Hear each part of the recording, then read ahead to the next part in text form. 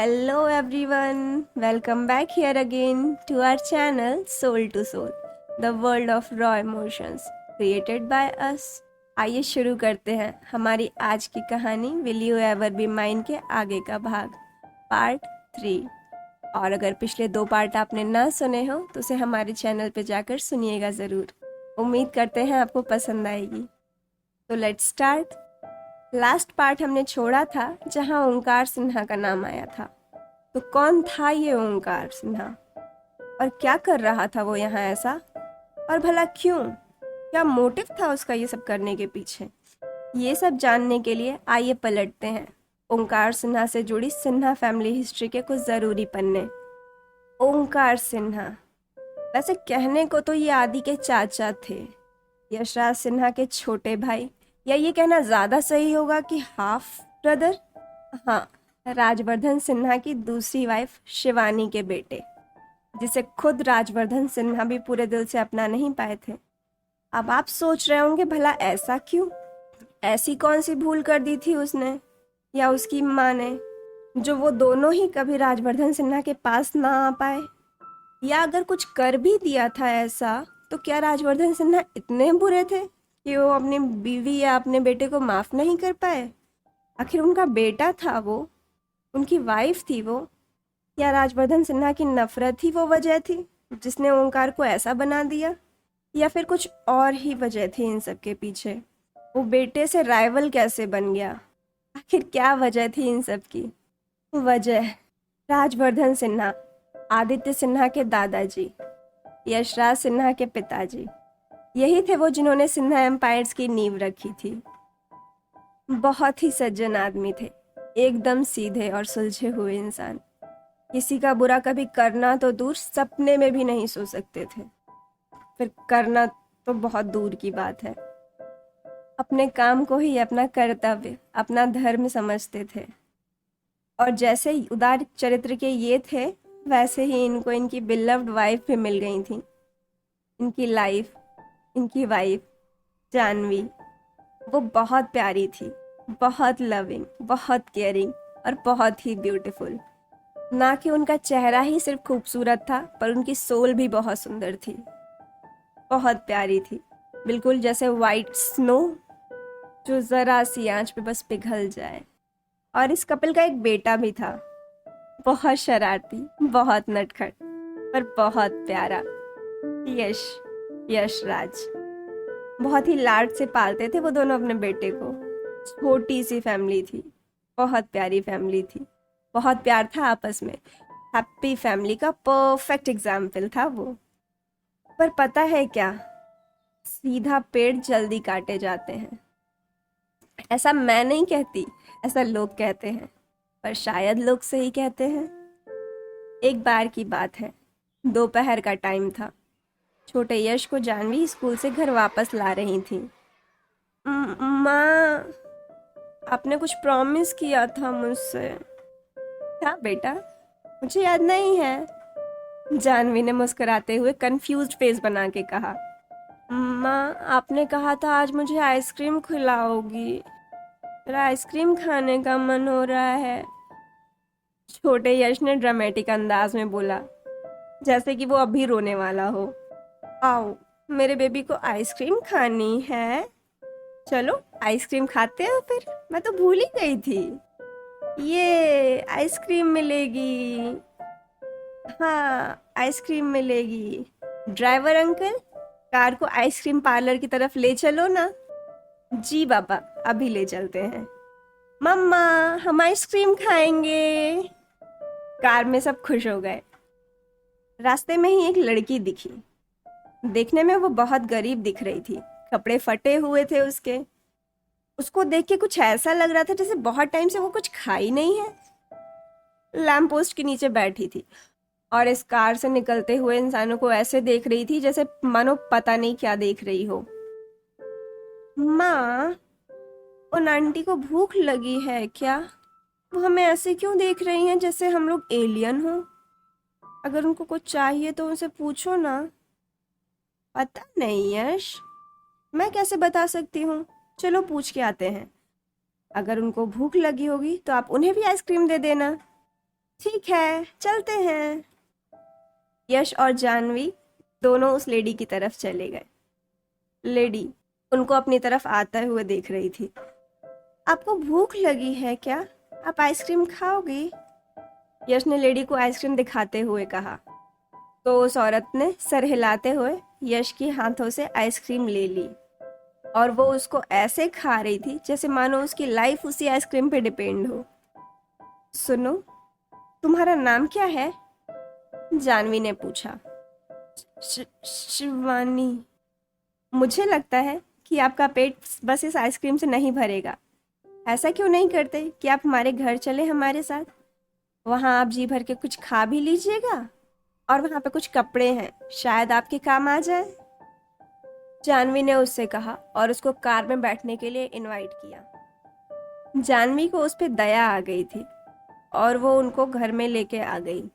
उन्होंने उसे कपड़ा दिया, खाना दिया और जब उसके वापस जाने की बारी आई तो उसने फिर एक डिमांड की। मैम, क्या मैं आपसे कुछ और भी मांग सकती हूँ? हाँ शिवानी, बोलो, क्या कहना है? मांगो, क्या मांगना है? मैम, क्या मुझे काम मिल सकता है? मेरे पास रहने को कोई जगह नहीं है, काम भी नहीं है। अगर अगर आप मुझे कुछ काम दिला पाएँ तो आपकी बहुत मेहरबानी होगी। काम? अ, ठीक है, तुम ऐसा क्यों नहीं करती? तुम यहीं रुक जाओ और घर का काम देख लो। जी मैम, बिल्कुल, मैं कुछ भी कर लूँगी, बस मुझे काम चाहिए। और थैंक यू, मैं बिल्कुल यहाँ रुकूंगी। आपकी बहुत मेहरबानी, आपको सच में बहुत थैंक यू। फिर क्या था, जानवी ने उसको अपने घर में मेड का काम दे दिया। राजवर्धन ने भी कुछ नहीं बोला क्योंकि वो अपनी वाइफ का स्वभाव बहुत अच्छे से जानते थे और वो अपनी वाइफ से प्यार भी बहुत करते थे। उनकी कोई बात नहीं टालते थे। और अब शिवानी घर पे ही रहने लगी थी उन सब के साथ। वो घर का सारा काम करती थी, जानवी की मदद करती थी और कभी कभी उनके एब्सेंस में राजवर्धन और यश का ख्याल भी रख लेती थी। सब कुछ ठीक चल रहा था, पर क्या सच में? या बस ये सब लोगों को ही दिख रहा था और बाकी पीछे रियलिटी कुछ और ही थी? एक्चुअली कुछ तो चेंज हुआ था यहाँ पर, या फिर ये कहना ज़्यादा सही होगा कि बहुत कुछ बदल गया था यहाँ पर। बस वो अभी किसी को नज़र नहीं आ रहा था, दिख नहीं रहा था, या फिर कोई ध्यान ही नहीं दे रहा था उस बात पर। एक्चुअली बदलाव आया था शिवानी के नज़रिए में। जैसे छोटा मासूम यश उसकी आंखों में चुभने लगा था और जानवी, वो तो उसके लिए दुश्मन हो गई थी।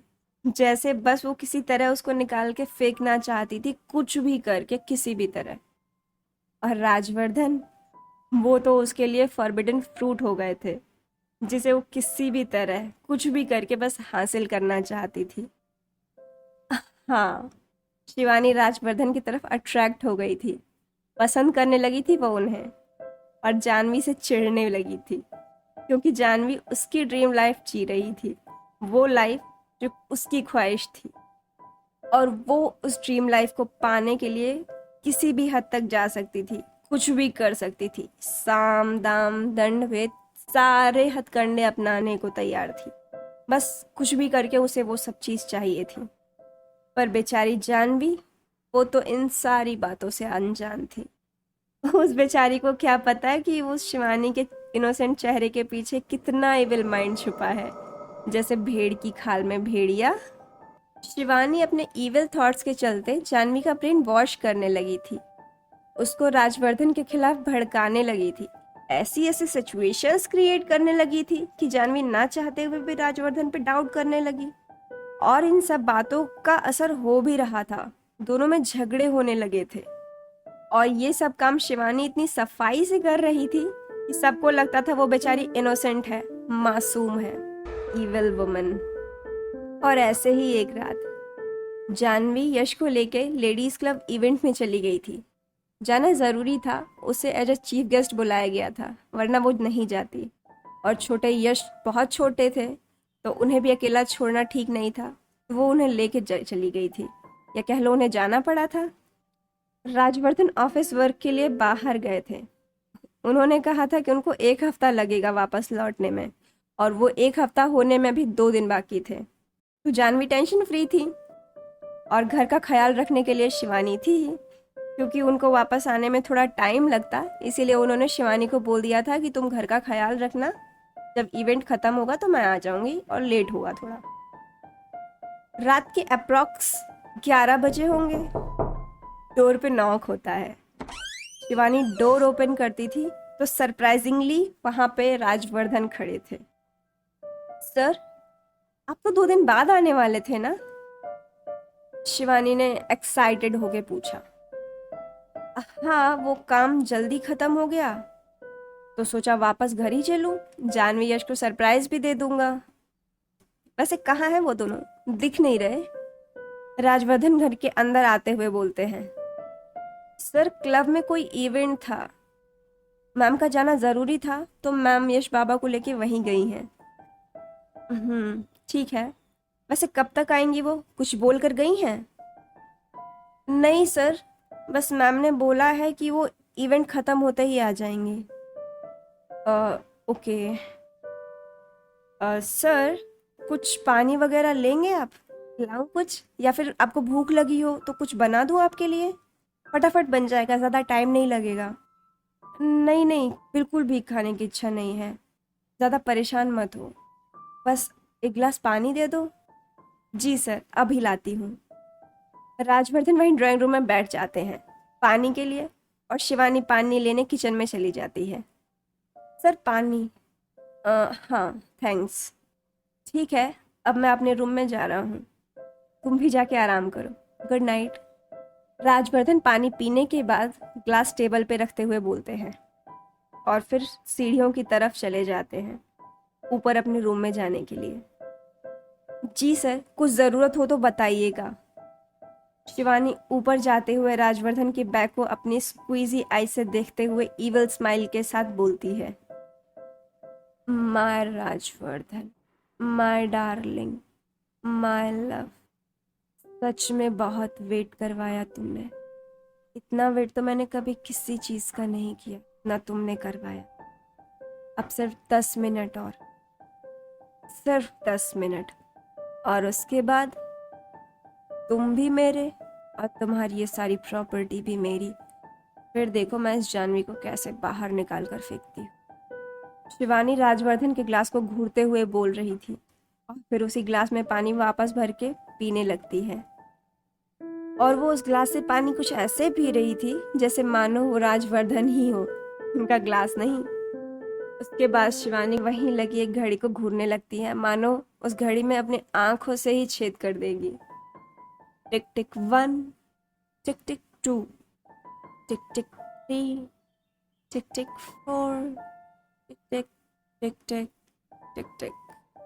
धीरे धीरे टाइम बीत रहा था, और अचानक राजवर्धन के रूम से कुछ गिरने की आवाज आती है, जिसे सुनते ही शिवानी की ईविल स्माइल और भी ईविल हो जाती है।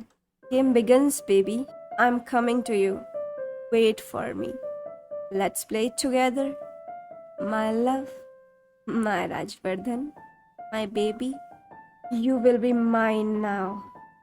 शिवानी राजवर्धन के रूम की तरफ देखते हुए बोलती है, और फिर उसी बंद रूम की तरफ जाने लगती। रूम का डोर अंदर से बंद नहीं था, शायद सरदर्द की वजह से वो बंद करना भूल गए, या फिर उन्होंने ध्यान ही नहीं दिया। रूम के अंदर जाते ही शिवानी देखती है कि राजवर्धन जमीन पर बैठे हुए हैं, या फिर ये कह लो कि गिरे हुए हैं। देखने से लग तो रहा था कि वो अपने सेंसेस में नहीं है, शायद नशा हुआ है उन्हें किसी चीज का।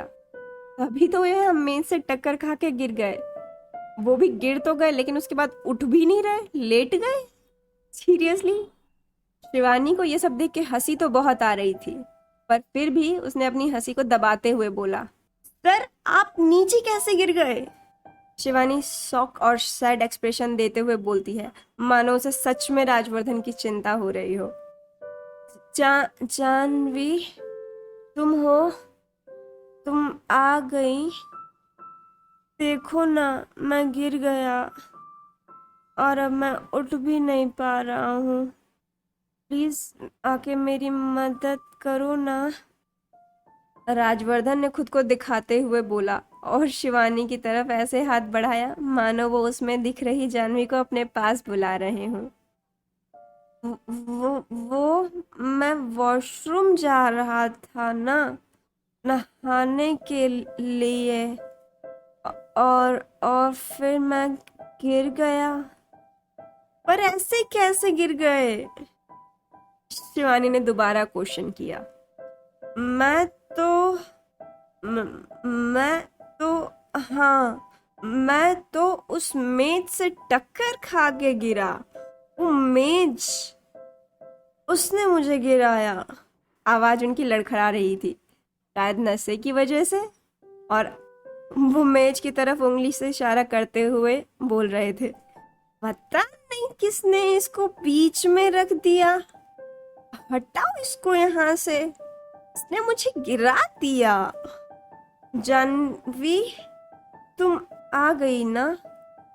मैं कब से तुम्हारा वेट कर रहा हूँ यहाँ पर, अकेला। देखो ना, मैं कितनी जल्दी सारा काम खत्म करके आ गया तुम्हारे पास, तुमको सरप्राइज देने के लिए। पर देखो, तुम ही यहाँ नहीं थी। पर कोई नहीं, देखो अब तुम भी यहाँ हो, मैं भी यहाँ हूँ। हम दोनों यहाँ हैं अपनी इस छोटी सी दुनिया में। हाँ लव, मैं आ गई तुम्हारे पास। शिवानी राजवर्धन की बाहों में जाते हुए बोलती है। तुमको पता है जानवी, आजकल तुम बहुत लड़ती हो, मेरी एक भी बात नहीं मानती, एक भी नहीं सुनती, कुछ भी नहीं सुनती, बहुत इरिटेट करती हो, दिन भर बस पग पग पग पग पग पग। मैं थक जाता हूँ। पर एक बात सच्ची बताऊँ क्या? मैं ना तुमसे बहुत प्यार करता हूँ, बहुत ज़्यादा, सच्ची वाला प्यार। मेरी लाइफ में और मेरे पास भी और हर जगह तुम्हारे अलावा कोई नहीं है, कोई भी नहीं, और मुझे कोई और चाहिए भी नहीं, बिल्कुल भी नहीं चाहिए। आई love you, I love you, I love you so so so much. Rajvardhan अपनी बाहें फैलाते हुए बोल रहे थे। उनके चेहरे पे उनके इमोशन साफ साफ दिख रहे थे। वो बात अलग है, वो नशे में थे। मैं जानती हूँ हबी, मैं हमेशा से जानती थी, और मैं अब भी जानती हूँ। तभी तो देखो, मैं आपके पास आ गई और हमेशा अब आपके पास ही रहूंगी। I love you too, I love you too so so so much. Shivani ने बोला। जानवी, तुम मुझसे भी प्यार करती हो ना? हाँ हबी, बिल्कुल करती हूँ, क्यों नहीं करूँगी, आप तो मेरे हबी हो ना। शिवानी बोलती है। तो जानवी, क्या क्या मैं आज, बहुत दिन हो गए हैं, प्लीज, क्या मैं आज? राजवर्धन शिवानी के कपड़ों के साथ खेलते हुए बोल रहे थे। वो जानवी से कंसर्न ले रहे थे, से पूछ रहे थे, पर वो इंटॉक्सिकेशन की वजह से ये नहीं समझ पा रहे थे कि उनकी बाहों में उनकी वाइफ जानवी नहीं बल्कि शिवानी है। कुछ मत बोलिए, कुछ भी मत बोलिए, मैं आपसे बहुत प्यार करती हूँ, हमेशा से। आपको परमिशन है हर चीज़ के लिए, आप जो भी करना चाहते हैं। I am only yours, only yours. उस रात जब जानवी इवेंट से वापस आई तो उनके रूम की हालत देखने लायक थी। पुअर लेडी, वो शिवानी की सारी बातें और अब ये सामने का व्यू, सब बर्दाश्त करना उनके लिए बहुत ज़्यादा था। You didn't just cheated on me. You didn't just cheated on me. You cheated on us. You didn't just break my heart. You broke my soul, my love, our future. वो रात काली थी, अपने साथ बहुत कुछ ले गई। छोटे यश के सर से उसकी माँ का हाथ, राजवर्धन से उनकी प्यारी, उनकी बिलव्ड वाइफ का साथ, और बेचारी जानवी से, उससे तो उसका सब कुछ, जान के साथ साथ। हंसता खेलता परिवार उजड़ गया, बर्बाद हो गया। तो आज का पार्ट हम यहीं स्टॉप करते हैं। आगे की स्टोरी आगे के पार्ट में। आपको ये पार्ट कैसा लगा? स्टोरी अच्छी लगी या नहीं? मैंने सही एक्सप्लेन किया या नहीं? आप खुद को कनेक्ट कर पा रहे हैं स्टोरी से या नहीं? प्लीज़ प्लीज़ प्लीज़ अपने सारे व्यूज़ कमेंट के थ्रू हमें बताइएगा ज़रूर, हमसे शेयर ज़रूर करिएगा। मैं आपके सारे कमेंट्स पढ़ूंगी भी और रिप्लाई करने की पूरी कोशिश करूंगी भी। तो कहीं जाइएगा मत, और अगर जाइएगा तो वापस ज़रूर आइएगा, क्योंकि हम आपका वेट करेंगे। तो मिलते हैं नेक्स्ट पार्ट में। तब तक के लिए stay safe, stay happy, stay tuned and follow for more. Bye bye.